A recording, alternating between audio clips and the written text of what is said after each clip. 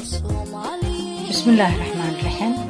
مرو مدن iyo mudane dhamaan walaalayaal yar iyo weyn Soomaaliya oo dhan meel aad joogtaanba waxaan idin leeyahay assalaamu calaykum wa rahmatullaahi wa barakaatu magacaygu waa Luul Xasan Kulmiye waxaan ka mid ahay guddiga kacdoonka sinaanta jinsiga Soomaaliyeed muuqaalkan aan duubayaana wuxuu ku socdaa oday dhaqameedyadeena 135 ah ee loo idmay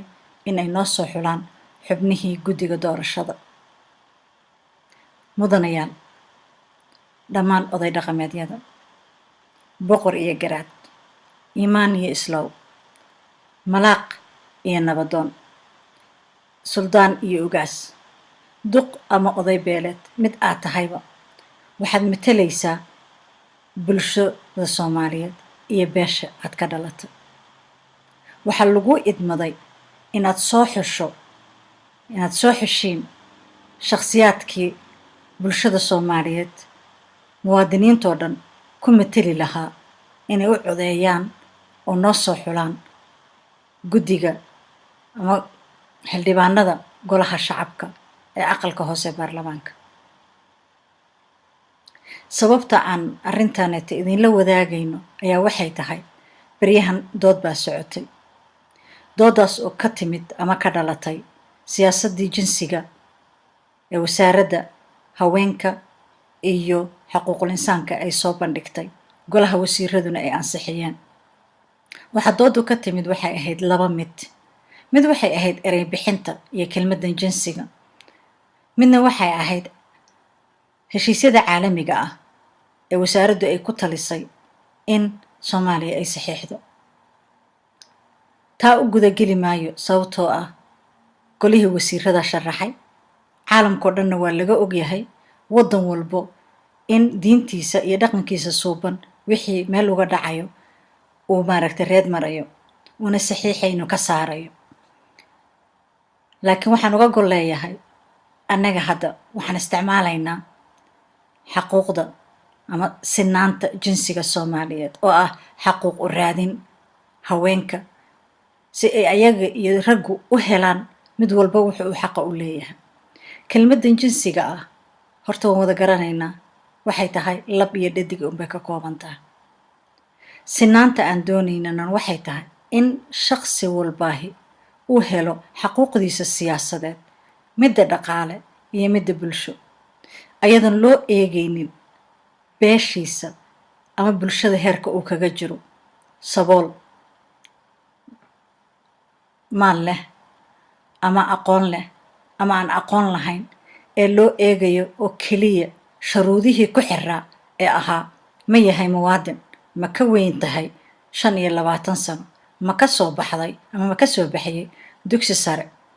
xiskiisu ma bad qaba oo ma caafimaad qaba shuruudahaasi waa wax fudud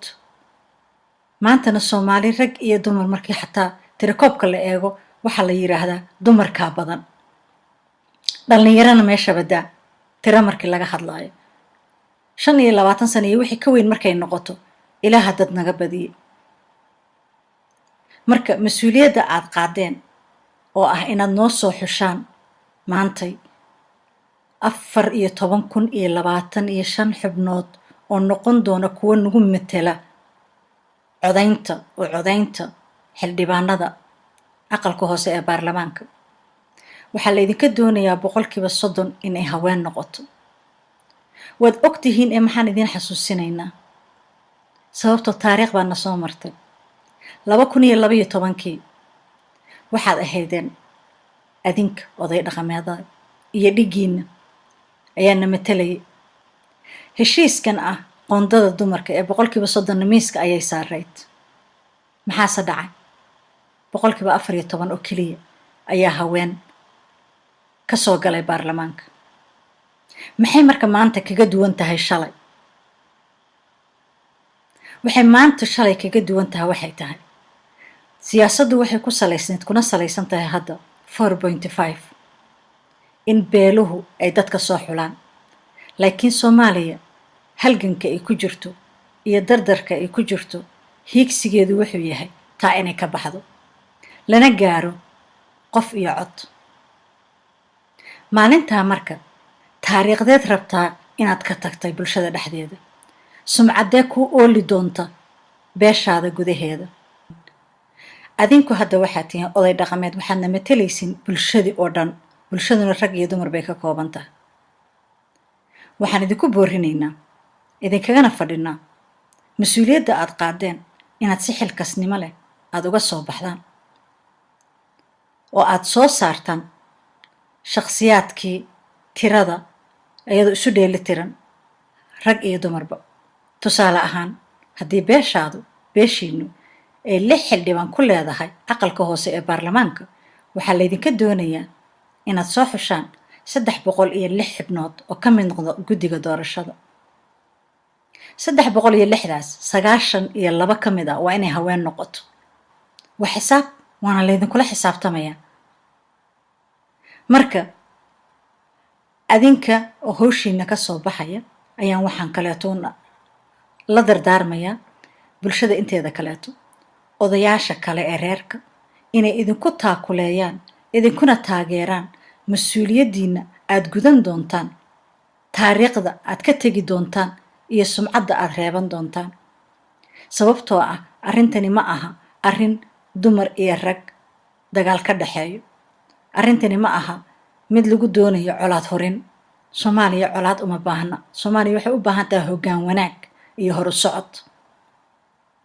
maanta taariikh baa qormaysa, taariikhdaa baalkeed doonaysaa inaad ka qoranto. markii laga guuro 4.5ka,